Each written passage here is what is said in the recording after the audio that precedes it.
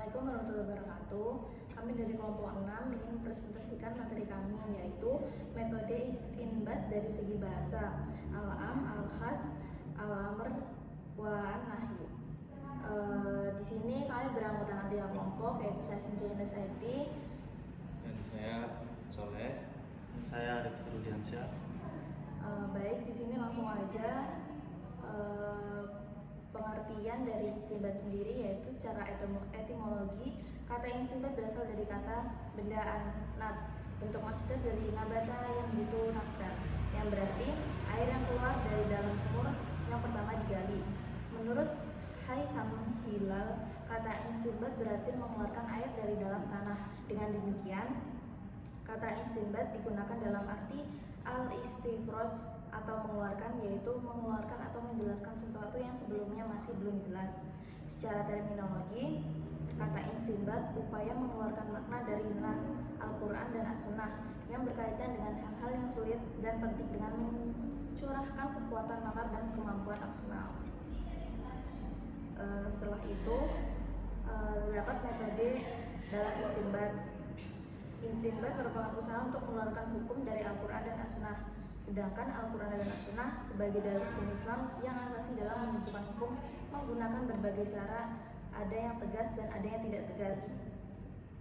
Objek utama yang akan dibahas dalam usul fikih adalah Al-Quran dan As-Sunnah untuk memahami teks-teks dua sumber yang berbahasa Arab oleh para ulama yang telah menyusun secara semantik yang akan digunakan dalam praktik penalaran fikih bahasa Arab.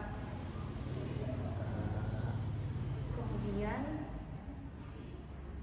bahasa Arab menyampaikan suatu pesan dengan berbagai cara dan dalam berbagai tingkat kejelasan. Untuk para ahlinya telah membuat beberapa kategori lafal atau redaksi, diantaranya yang sangat penting dan akan dikumpulkan di sini adalah masalah am, khas, amar, dan nahi. Kemudian materi akan dilanjutkan oleh teman saya.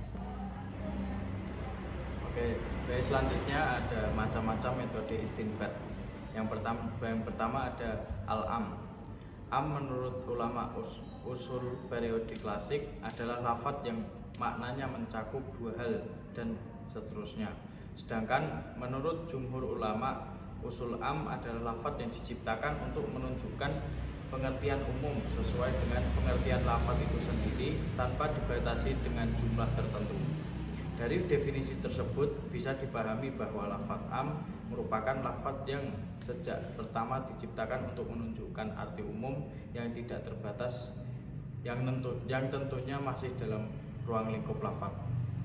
Yang selanjutnya ada al-khas. Lafadz khas adalah lafadz yang dibuat untuk menunjukkan kepada sesuatu yang terbatas jumlahnya, mencakup segala sesuatu yang bisa diterapkan kepadanya atau diterapkan kepada individu-individu tertentu.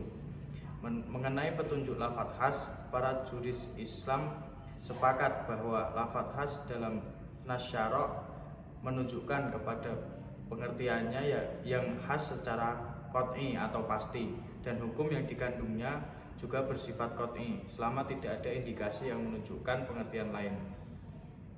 Misalnya pada ayat Quran Surat Al-Maidah ayat 89 yang bermakna, maka kafarat melanggar sumpah itu adalah memberi makan 10 orang miskin dari makanan yang biasa kamu berikan kepada keluargamu atau memberi pakaian kepada mereka. Oke, akan dilanjutkan pada teman saya. Oke, selanjutnya tentang al-amru. Jumhur ulama berpendapat pada lafaz amru selalu menunjukkan pengertian wajib kecuali ada indikasi yang menunjukkan pengalihan dari dalalah aslinya kepada hukum yang lain. Jika indikasi menunjukkan makna ibahah, maka lafaz amru akan menunjukkan pada makna ibahah. Jika ada indikasi yang menunjukkan makna nadb, maka lafaz amr akan menunjukkan makna nadb. Jika ada indikasi yang menunjukkan makna irsyad, maka lafaz amru akan menunjukkan makna irsyad. Jika ada indikasi yang menunjukkan makna tadib, maka lafaz amru akan menunjukkan makna tadib. Selanjutnya an-nahyu. Nahyu adalah lafaz yang menunjukkan adanya tuntutan untuk meninggalkan sesuatu perbuatan yang dari lebih tinggi derajatnya kepada yang lebih rendah. Asy-Syalabi pada tahun 1982 pada dasarnya antara nahyu larangan dan amru perintah adalah sama-sama perintah. Hanya saja amru adalah perintah untuk melakukan sesuatu perbuatan, sedangkan nahyu adalah perintah untuk tidak melakukan perbuatan tersebut. Baik, itu tadi penjelasan dari pengertian dan metode dari istinbat. Untuk penutup, kami akan memberi kesimpulan, yaitu kata istinbat digunakan dalam arti artikel mengeluarkan, yaitu mengeluarkan atau menjelaskan sesuatu yang sebelumnya masih belum jelas.